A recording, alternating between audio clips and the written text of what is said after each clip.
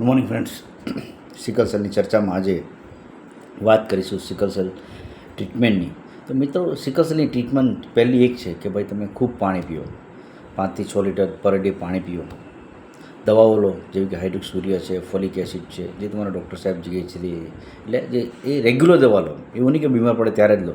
હાઇડ્રોક્સુરિયા છે, folic acid કાયમ અને રેગ્યુલર લો. બીજું છે મેન્ટલ અને ફિઝિકલ હેલ્થ તમારી સારી રાખો. થોડી હળવી એક્સરસાઇઝ કરો, પીસફુલ રહો, હંમેશા ખુશ રહો. ત્રીજું છે કે જો કોઈ વ્યસન હોય તો મહેરબાની કરીને કોઈ પણ જાતનું વ્યસન હોય એ છોડી દો. અને સૌથી સારામાં સારી વસ્તુ છે કે પોતાની જાતને હંમેશા ખુશ રાખતા શીખો. બી પોઝિટિવ રહો. તમારી સૌથી મોટી ચાવી છે બી પોઝિટિવ, તો જ તમારી ઇમ્યુનિટી સારી રહેશે.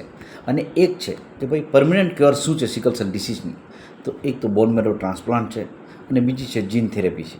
આ બે વસ્તુ એવી છે કે જેનાથી તમે પરમનન્ટ ક્યોર થઈ શકો છો, પરંતુ એ દરેક સિકલ સેલ ડિસીઝના પેશન્ટને જરૂરી નથી.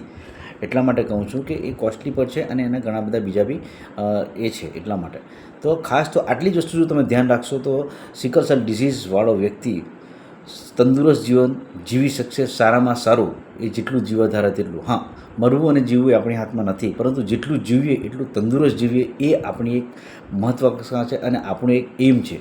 એટલે જેટલું પણ જીવીએ આપણે એ તંદુરસ્ત જીવીએ.